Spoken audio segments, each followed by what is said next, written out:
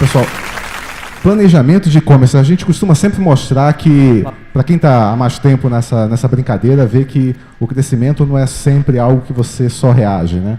Para você poder romper barreiras, exige estratégia, exige escolha de tecnologia, exige escolha das pessoas certas no seu time e exige capacidade de planejar, de entender, eu quero ser capaz de atingir tal tamanho. Isso começa com um planejamento pé no chão e, ao mesmo tempo, ambicioso e audacioso de uma área comercial, de um objetivo de venda e que tem que ser desdobrado em cima de todos os elos da cadeia de comércio eletrônico para que a gente possa entender, bom, como é que eu vou captar cliente para isso, como é que eu vou conseguir uma conversão que me entregue essa venda, como é que eu vou conseguir uma operação que me dê mantenha o nível de serviço adequado e mantenha o meu cliente fiel e comprando comigo. Eu não quero uma relação de um ponto, eu quero uma relação duradoura com o cliente. Eu quero ser reconhecido como um bom player de comércio eletrônico. E para falar um pouquinho aqui sobre isso, eu queria convidar aqui ao palco o Flávio Dias, do Walmart Brasil. Por favor, Flávio.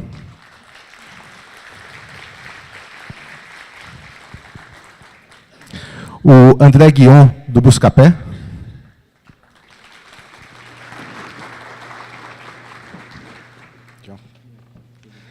E o Fernando de Jorge, da Uniconsult.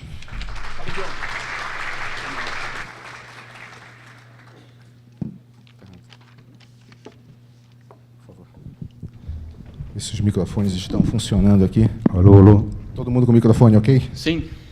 Então, vamos lá, vou desligar esse outro aqui.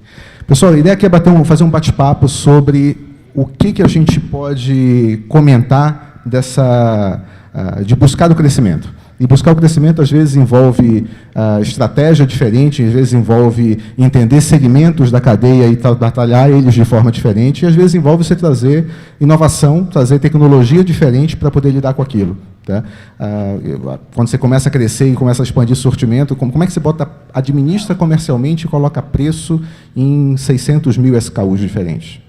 Não é uma coisa humanamente viável. Você precisa de tecnologia própria para isso, você precisa de mapeamento de concorrência automatizado num ponto que, por regras de negócio, você consiga precificar.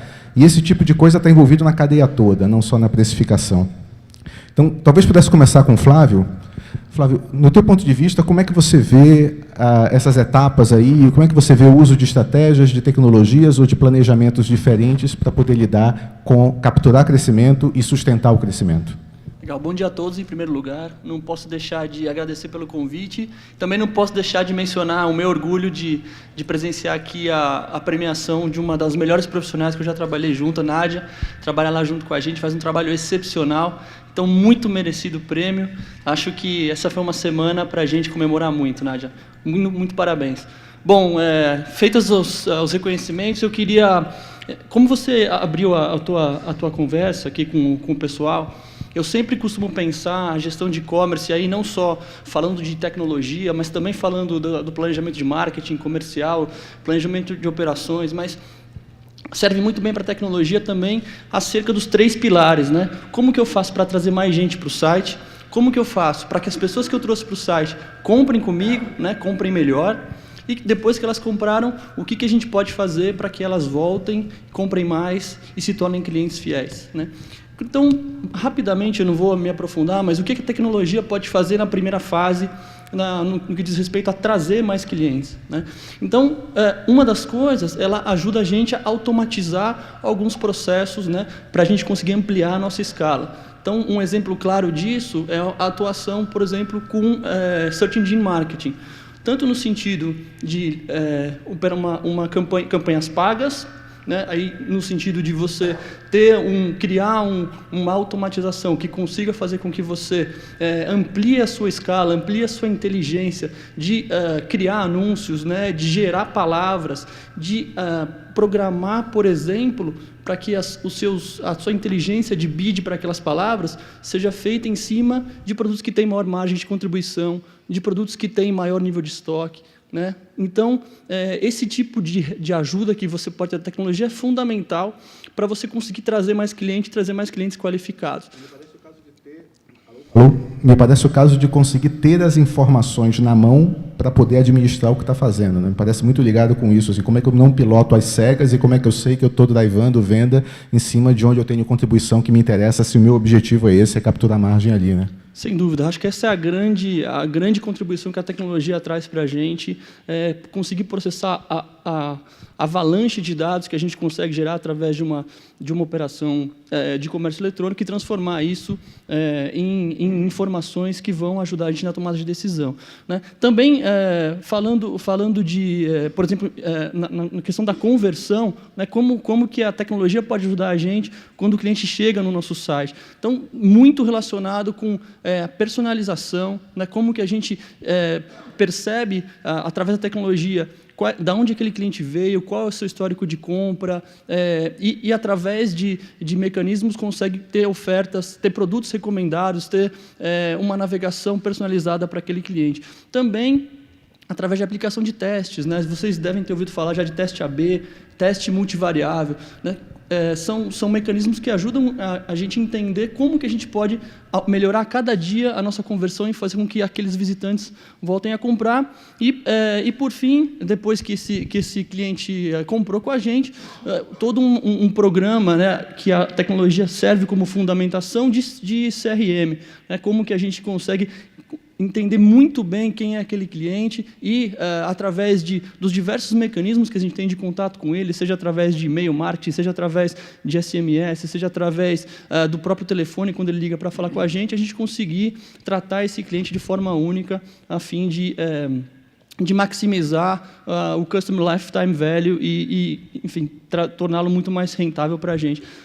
Mais ou menos nessa linha. Tá perfeito. Esse ponto em especial da conversão e de conseguir entender melhor o que o cliente está procurando, Guion, vocês têm uma experiência bem interessante em trabalhar nesses aspectos, em captar informação e perceber como é que você pode trabalhar a conversão melhor sobre isso. Você podia falar um pouquinho disso aí para a gente? Claro. Bom dia a todos. O que o Buscapé passou a fazer deixou de ser um shopping de comparação de preços, né? E, como grupo agora, a gente provê soluções como um ecossistema completo para essa vida do consumidor e do lojista, né? Então, o que é isso? Vou dar um exemplo para vocês. Num primeiro momento, um consumidor olha uma revista, um banner ou algum tipo de mídia e dá um estalo na cabeça dele que ele quer trocar o celular. Esse momento a gente chama de percepção, né? No momento seguinte, ele fala qual é o celular que eu vou trocar, né? Qual é o sistema operacional desse celular. É um iPhone, é um BlackBerry, é um Nokia, né, que a gente chama aí de interesse.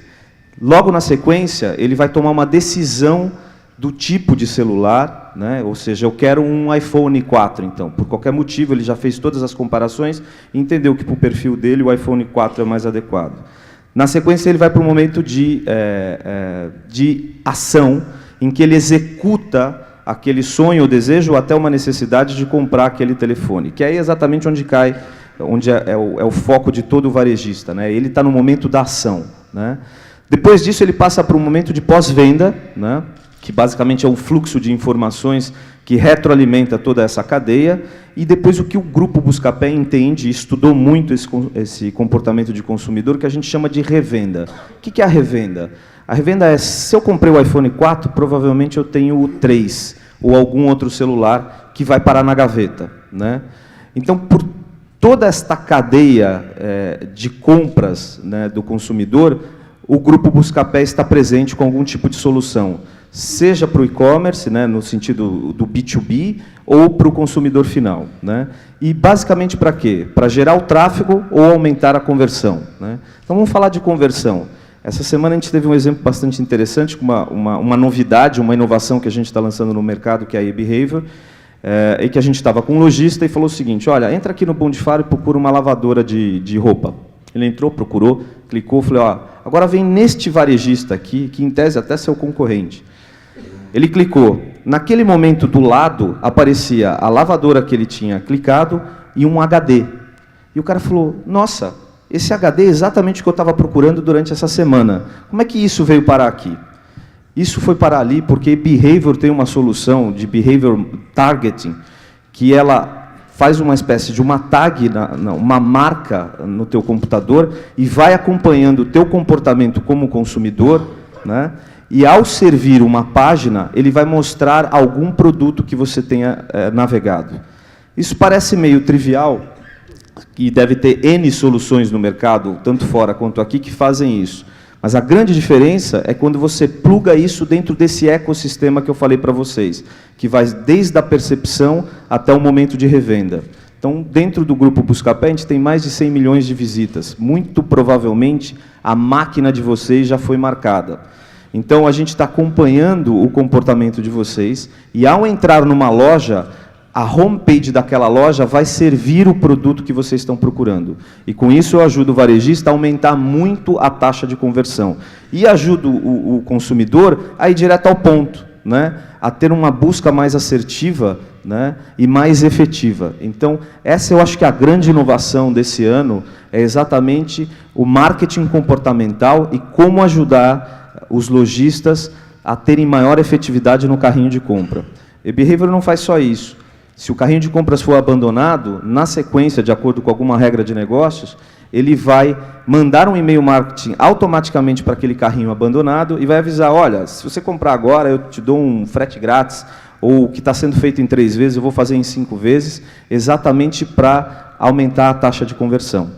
E ele acompanha todo esse comportamento do consumidor dentro e fora da loja e propõe aquilo que estava sendo falado aqui na palestra da Marisa, mas de uma forma mais assertiva e rápida, porque você precisa ter uma equipe, às vezes, de 5, 10 pessoas para fazer segmentação, e a própria ferramenta de CRM faz a segmentação para você e já dispara o e-mail.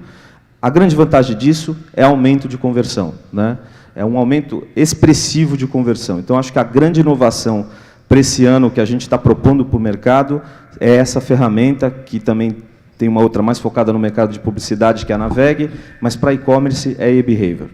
Muito legal. Você comentou sobre o que você chamou de ecossistema, né? Que me parece você entender os elos da cadeia e fazê-los trabalharem em melhor harmonia, né?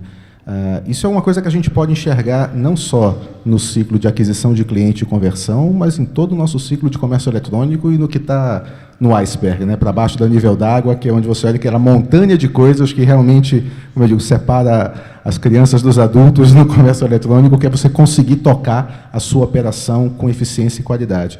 E a gente vê muitos elos da cadeia no mercado, né? E a gente passou por um tempo que eu acho que foi fundamental para o próprio mercado que esses vários elos surgissem para que fosse viável não só para quem já vinha operando, construindo tudo dentro de casa, mas para quem queria começar a ter possibilidade de contratar o seu gateway de pagamento, a sua estrutura de análise de risco, não só a transportadora, mas a própria operação logística, né, a estrutura de atendimento, o marketing e a gestão de SM.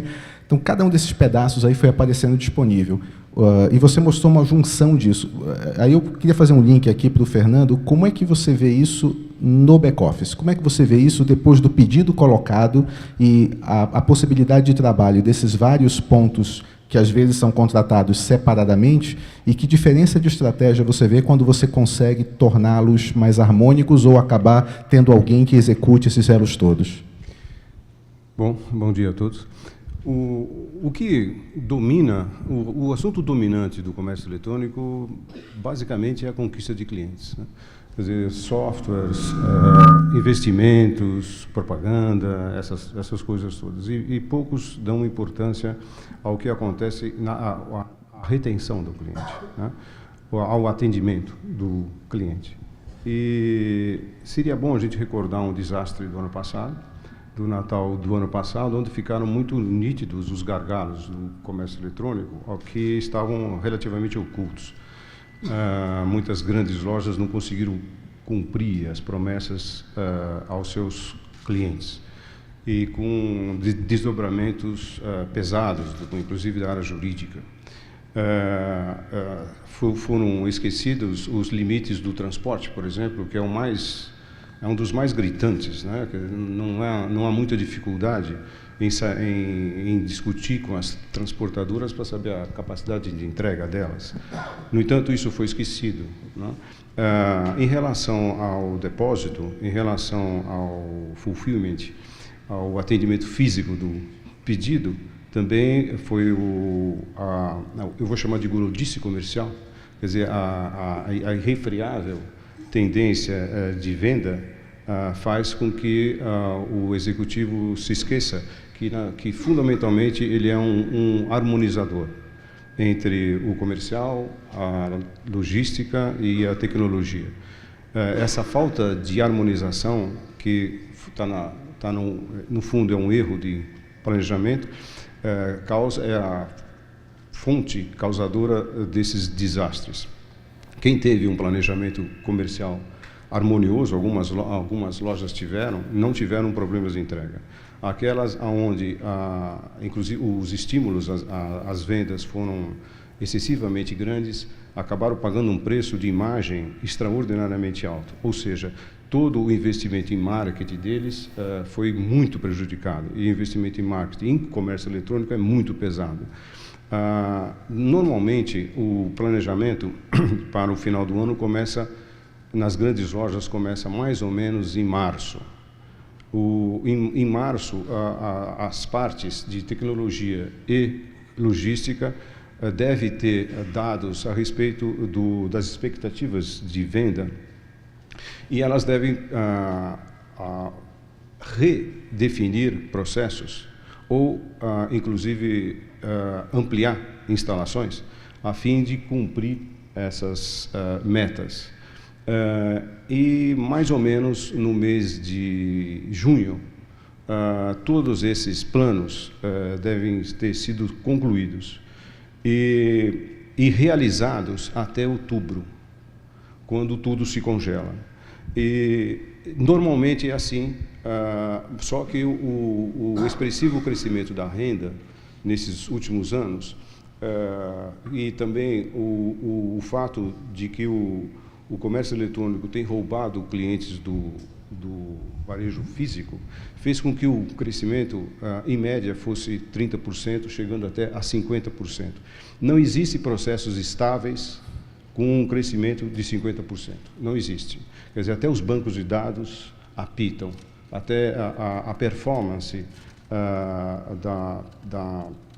do processamento da informação, ele sofre um baque muito elevado, muito sério, quando esses volumes crescem nessa proporção. Mas o banco de dados é relativamente simples de ser mexido ou ampliado, que é o hardware. O que é difícil é o depósito, é a mão de obra, é a qualidade da mão de obra e a inflexibilidade do transporte em relação à alta demanda. Então, isso tudo precisa ser muito planejado, muito bem feito. Um outro ponto muito importante são novas categorias. Quando você coloca novas categorias nas suas vendas, tem que ser muito bem estudado todo o processo logístico dessa nova categoria. Lojas Marisa, por exemplo, mexe com vestuário. O vestuário é muito trabalhoso, é muito difícil de fazer. Nós tivemos agora esses clubes de compras que estão com um sucesso bastante grande dessa área e estamos assistindo também à chegada dos calçados.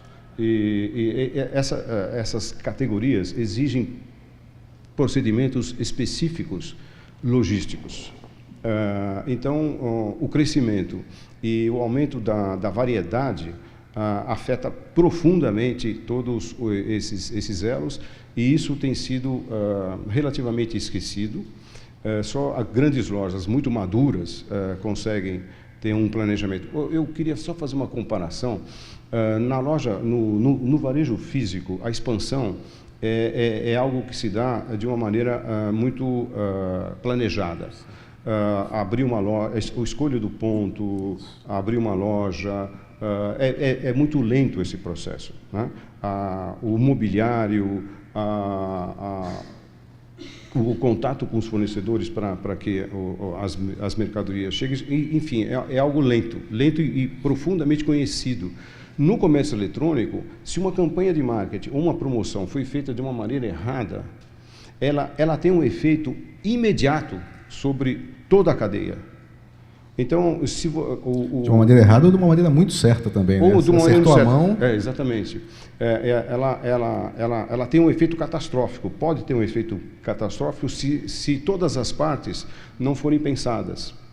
Então, o risco que o executivo corre é muito grande se ele não tiver sensibilidade em relação a esses outros elos, que é tecnologia e logística.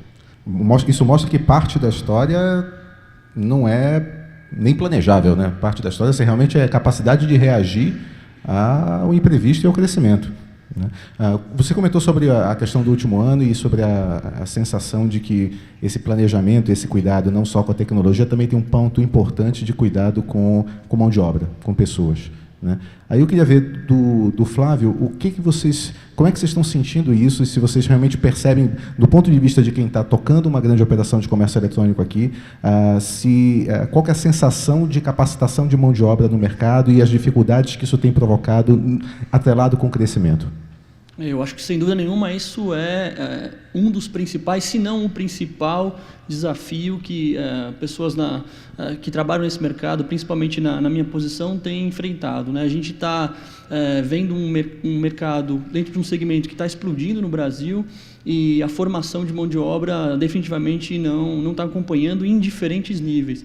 Então, hoje, muitas das vezes, para você conseguir um profissional com experiência, um profissional que tenha os skills que você precisa para tocar a sua operação de forma qualitativa, com excelência, você muitas vezes tem que recorrer a buscar isso em um concorrente seu, ou buscar... Então, existe uma troca de empresa, de empresa entre os funcionários, um turnover muito alto, o que está fazendo uma inflação nesse mercado, e que, para a gente, é muito importante. Eu tento dar a minha contribuição com isso, ajudando na formação de pessoas quando eu posso, né? Porque eu tenho certeza que eventos como esse, que estão começando a se proliferar, já são sinais, né? E várias instituições que estão se mobilizando para oferecer capacitação no nosso segmento, já são um sinal de que esse processo precisa dar uma acelerada. Então, eu constato essa questão, é um problema muito forte hoje, principalmente nas áreas de tecnologia e na área comercial também. Mas sem deixar de esquecer da área de marketing, enfim, todas as áreas core que a gente tem no nosso negócio estão precisando de uma aceleração na formação de profissionais, mas eu acredito que a gente está fazendo o trabalho, né? E eu acho que é uma questão de poucos anos para a gente conseguir se adequar. Até lá vai ser pauleira. Mas tem que investir em cima, não tem outra alternativa. Sem dúvida. Guion, vocês no Buscapé sentem essa mesma questão vinculado a profissionais de tecnologia? Porque, no fundo, você, do ponto de vista do viabilizador, daquele que está trazendo diferencial e valor agregado para dentro da cadeia do comércio eletrônico, acaba coincidindo na questão, pelo menos na questão tecnológica, muito na própria demanda de mão de obra do próprio comércio eletrônico, né? Não só o profissional de tecnologia, como de marketing, o comercial, o profissional que está dentro do centro de distribuição. A gente sentia isso bastante, sente ainda, e como somos uma companhia de digital commerce, né, a água que a gente bebe é a mesma que o Flávio bebe, enfim, que a Uniconsult bebe, então a gente resolveu prover para o mercado esse conhecimento que a gente tem lá dentro através da Universidade Buscapé. Então, a gente resolveu começar a colocar os profissionais que estão lá dentro, toda a experiência que está lá dentro, para fora, de uma forma a dividir esse conhecimento com o público em geral. Pode ser alguém que queira se certificar em e-commerce, primeiros passos do e-commerce, né? E montou e surgiu daí a ideia, que já está no ar, inclusive, que é a Universidade Buscapé. A Universidade Buscapé vem exatamente no sentido de ajudar na formação, porque não existe formação de comércio eletrônico. Eu acho que eu tenho... Essa é uma questão importante. Desde 99, não teve escola de 99 para cá, foi tudo na pauleira, sobe, desce, Cold Fusion, Intershop, daqui a pouco surge o Uniconsult, e você vai testando, mas agora já existe um conhecimento. Tem algumas coisas que não precisam mais fazer tanto teste AB, a gente já sabe que é B, né? Não precisa passar... Quem já fez, né? Né? Então já fez muito AB, já sabe que algumas coisas já são B, algumas coisas já são A, e outras tem que testar. Então, o grupo preparou um produto novo, uma empresa nova, focada na formação de profissionais. Tá? Excelente. Eu queria aproveitar para agradecer a presença de todo mundo aqui e abrir para a gente fazer algumas perguntas. Se alguém quiser. Temos uma pergunta aqui na frente, se puder. Temos mais microfones aí?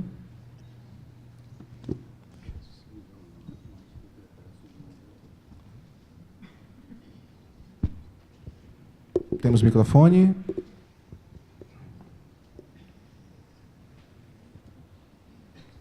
Aqui na frente.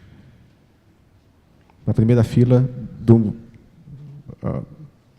ali, acho que ali chamou primeiro.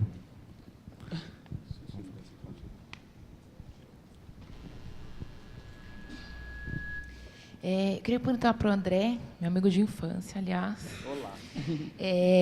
Bom te ver aqui.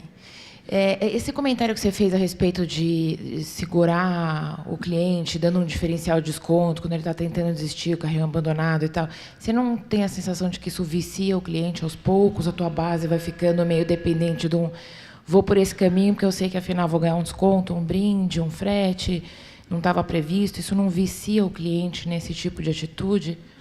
Dani, eu vou ser bem pragmático. No final do dia, o que interessa é vender. Então, você pode ter um percentual de comportamento desse consumidor que vai prestar atenção que, no final do carrinho, se ele deixar, ele ganha algum benefício. Não tem problema nenhum, que ótimo. O que interessa é que ele está voltando para a tua loja e está deixando de ir para outra loja ou deixando de comprar aquele produto, né? Isso você pode até colocar no teu markup de alguma forma e entender que alguns consumidores vão dar uma despertinho. Vou te dar um exemplo lá de fora da Sears, loja física. Tinha um cliente que sempre comprava uma pá e ele usava a pá e depois falava, olha, está com risco aqui na pá, riscou a pá, você tem que trocar para mim. E a Sears sempre trocava a pá por cara. Só que ele saía de lá com a pá e com mais alguma coisa de jardinagem. E os próprios vendedores já sabiam, ó, lá vem o cara da pá, né? Então, quanto custou a pá para ele? Para a loja? Não interessa, foi mais barato do que fazer marketing ou na TV ou alguma coisa parecida. Então, essa história do carrinho, com certeza você vai ter um percentual, não dá para falar, porque depende do negócio, de espertinhos. Mas que bom que você tem espertinhos na tua loja, tá? Isso é muito importante. Se eu puder complementar, eu acho que dá para você testar esse tipo de coisa, né? Recentemente a gente fez, e a gente faz bastante teste, a gente fez um teste de envio de abandono de carrinho onde a gente concedia um benefício, né? E a gente depois repetiu o mesmo exercício sem conceder o benefício. E, no nosso caso, aí eu acho que pode variar de categoria para categoria, de negócio para negócio. Naquele particular teste, a gente não observou uma taxa de conversão muito inferior no exercício que a gente fez de mandar o e-mail sem o desconto, né? Então, é óbvio que a gente ainda vai precisar testar isso mais, mas a gente tende a pensar que no nosso negócio, naquelas características, a gente não precisa necessariamente oferecer um desconto, oferecer um benefício e correr, entre aspas, o risco que você mencionou de viciar. Mas eu também entendo o que você falou, Guion, faz todo sentido, mas aí é que entra a beleza da internet, da gente ter esse acesso a conseguir fazer experimentos e tirar conclusões que sirvam melhor para os nossos negócios. Obrigada. Próxima pergunta. Antes disso, o Fernando queria comentar mais uma coisa aqui sobre a questão da mão de obra. Sim. Uma das carências que eu sinto na mão de obra não é em termos técnicos, é em termos funcionais. Quer dizer, não são formados analistas de sistema com muita experiência empresarial. Então, ele chega muito virgem em termos de conhecimento financeiro, de conhecimento comercial, logístico. Então, ele tem que adquirir tudo isso dentro da própria empresa. Então, isso custa muito caro. Quer dizer, além do conhecimento técnico, ele teria que ter uma formação funcional. Antigamente, quando a gente fazia sistemas, né, a gente conhecia com profundidade todos os processos internos. Hoje, o profissional vem sem conhecer os processos internos da empresa. Isso tem um tempo de aprendizado bastante longo e a passagem desse conhecimento é muito cara, especialmente no comércio eletrônico, que é muito novo, é muito recente, tem processos muito diferenciados em relação ao varejo tradicional.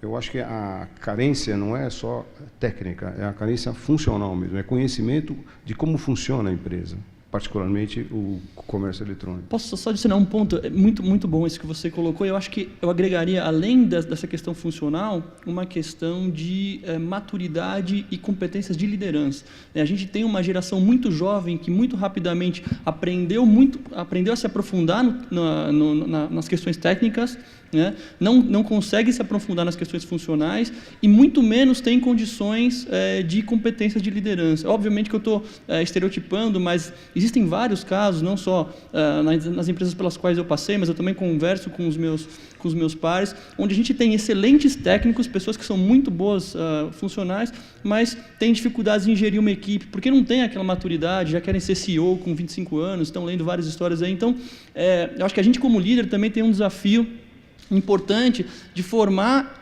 líderes de comércio eletrônico, não formar simplesmente profissionais competentes tecnicamente.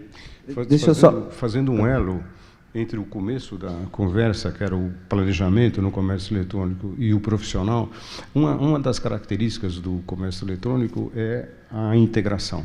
Quer dizer, os processos são muito rápidos e tem muitas peças que têm que ser que são interligadas. Então, o conhecimento global desse processo é raro, não é simples de ser adquirido e tem muito pouca gente que sabe. E cada vez mais isso fica dramático, porque, como disse a pessoa que falou sobre o Thiago da Marisa, toda essa interligação de canais subverte todos os processos. Então, para você ter ideia de como deve ser essa integração, você precisa ter um domínio muito, muito profundo de cada uma das partes desse processo. Isso é muito raro de se conseguir no mercado. Não, eu só ia complementar essa questão de liderança e gestão. No Buscapé, a gente costuma dizer que a gente gerencia gatos, né? Porque se você tem um cachorro em casa, você fala, senta, ele senta, deita, ele deita. Fala isso para o gato, né? Ele vai olhar para você e vai falar, o quê? Então, tem uma arte aí de gerenciar essa turma Y que está chegando no mercado, que independentemente de ser um bom técnico, ele vai sempre olhar para você e falar assim, hã? Né? E ele vai fazer o que ele quer. Então, é mais do que gestão, tem um pouco de arte aí no meio. Oi, meu nome é Lemuel dos Correios, na área de logística e comércio eletrônico. Eu gostei muito, Fernando, que você falou de planejamento, de logística. Flávio tem muita experiência nisso aí, ou seja, na ponta final, né? Entrega.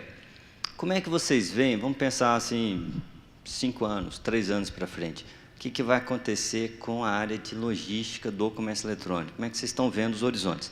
Naturalmente que do Correio a gente se conversa, né? Tem o Alex aí, vocês conhecem, a gente está junto. Mas pensando no todo, no segmento, o que vai acontecer com a logística, entrega, pós-venda? Como é que vocês estão vendo isso há 3, 4, 5 anos aí para frente? Como é que vai ser o futuro disso? Bom, o que eu vejo eu vou dar um exemplo da sua empresa. A sua empresa é uma das líderes de carga leve do comércio eletrônico e ela pega toda a carga do comércio eletrônico e leva para um terminal de cargas e lá ela faz a roteirização para mandar para os diversos pontos do país. Eu acho que a roteirização vai ser feita dentro dos próprios depósitos. Quer dizer, e você vai ganhar um elo dessa cadeia. A outra coisa é que as grandes empresas de transporte ainda não descobriram o comércio eletrônico.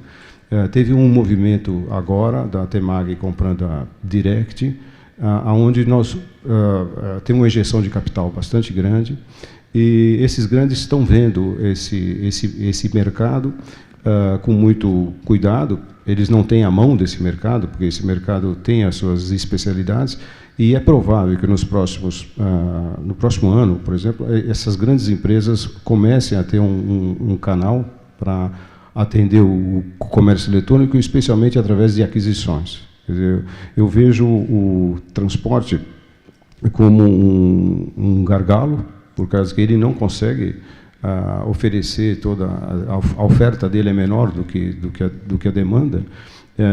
E isso deve ser um fator limitante, inclusive para o Natal desse ano. Se eu puder rapidamente agregar, aí eu vejo que, concordo, vai haver uma consolidação de mercado. Eu acho que a gente vai ter grandes novos entrantes. Eu não espero que FedEx, DHL, UPS, empresas que hoje dominam o comércio eletrônico nos Estados Unidos, releguem por muito tempo o mercado brasileiro.